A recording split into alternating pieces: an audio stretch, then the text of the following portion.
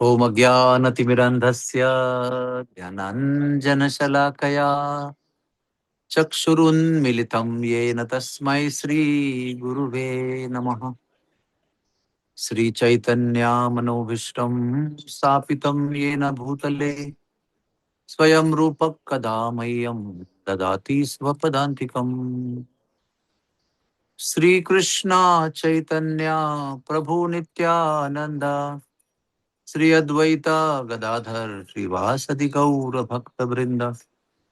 हरे कृष्ण कृष्ण कृष्ण हरे हरे, हरे राम राम राम हरे हरे।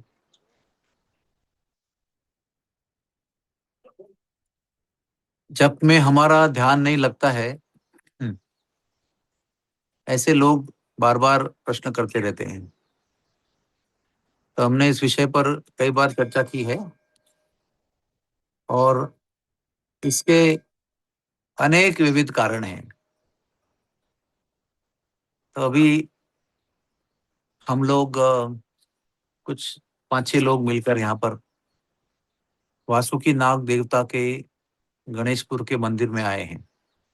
ये देखिए, ये मंदिर है पीछे, ये मंदिर का वातावरण है और ये गांव का वातावरण है।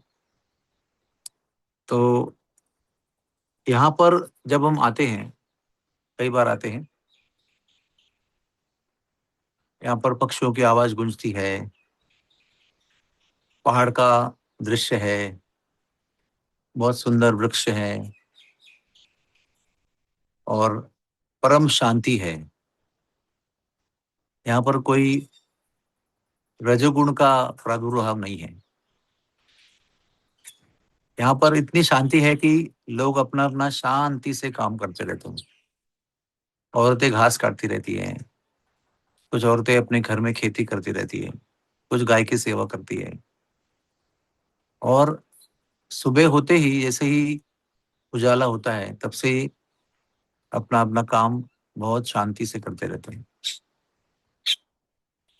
कोई ज्यादा एम्बिशन नहीं है कि जो खेत में आएगा उसको बेचना भी है, गाय का दूध आएगा तो उसको बेचना भी है। ऐसा कोई पैशन नहीं है। There is no passion. तो ऐसे जगह पर आने से मैं आपको बता रहा हूं, यहाँ बैठ के तुरंत भगवान में ध्यान लग जाता है, तुरंत ही। इसका कारण क्या है? क्योंकि हम जो भगवान ने दी हुई प्रकृति है उसके साथ समन्वय कर रहे हैं।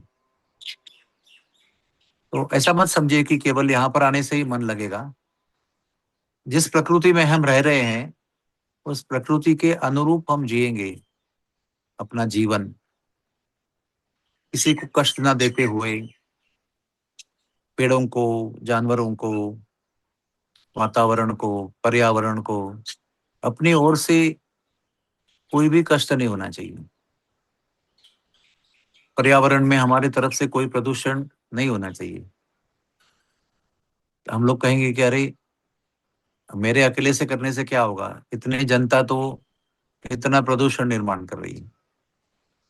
लेकिन शुरुआत हमारे से होती है ना हमेशा। जब तक हम दूसरों का प्रतीक्षा करेंगे तो कुछ नहीं होगा। जो भी कुछ करना है वो स्वयं से आरंभ करना है।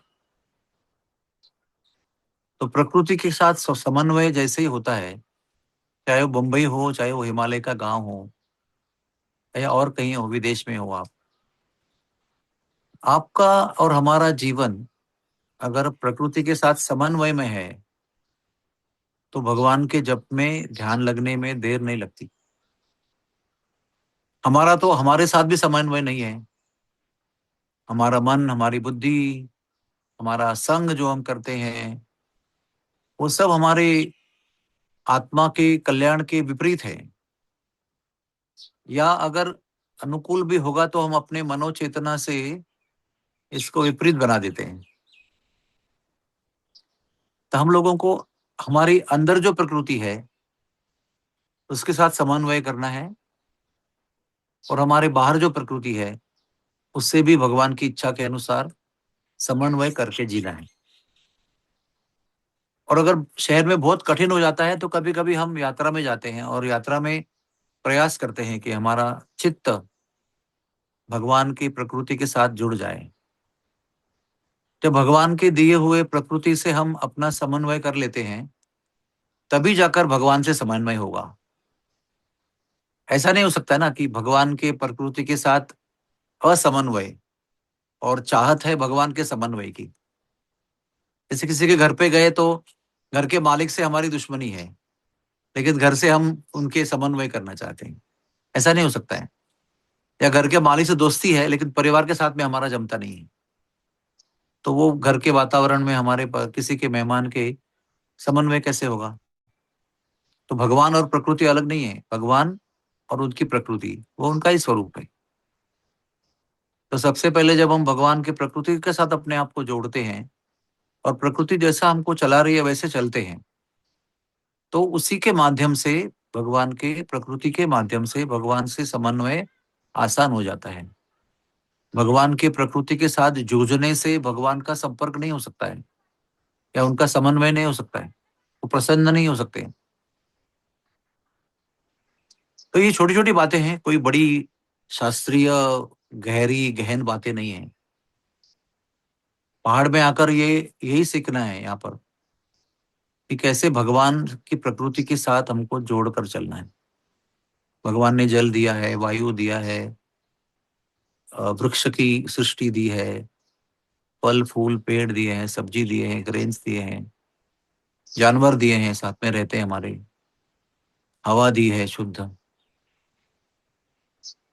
इसके विषय में जब गहराई में हम सोचेंगे और अपना संपर्क बनाएंगे, तो केवल जप ही नहीं, जप तो हमारा प्रमुख कार्य है, लेकिन पूरा जीवन ही हमारा एकदम आनंदमय हो जाएगा।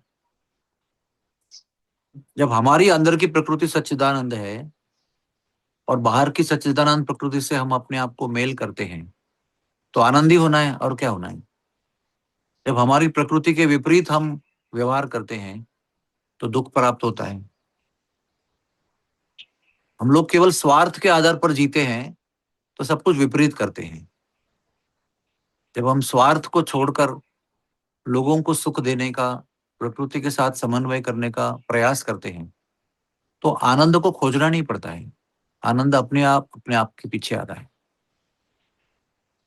तो आइए इसी पर विचार कीजिए। आप जहां पर भी हो, बंबई में हो, कोंकण में हो, हैदराबाद में हो, किसी भी जगह पर हो, देखना यह है कि जब तक हम अपने आप को गहराई से पहचानते नहीं है कि हम सच्चिदानंद हैं और प्रकृति भी सच्चिदानंद है और भगवान भी सच्चिदानंद है, इनका मेल अगर हम विचार पूर्वक, चिंतन पूर्वक करते हैं, तो फिर आनंद को ज्यादा खोजने की आवश्यकता नहीं। आनंद आपके पास है।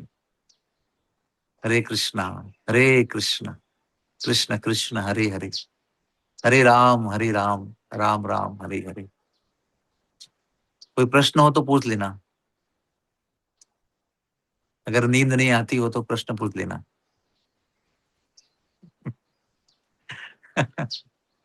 है कोई प्रश्न किसी का?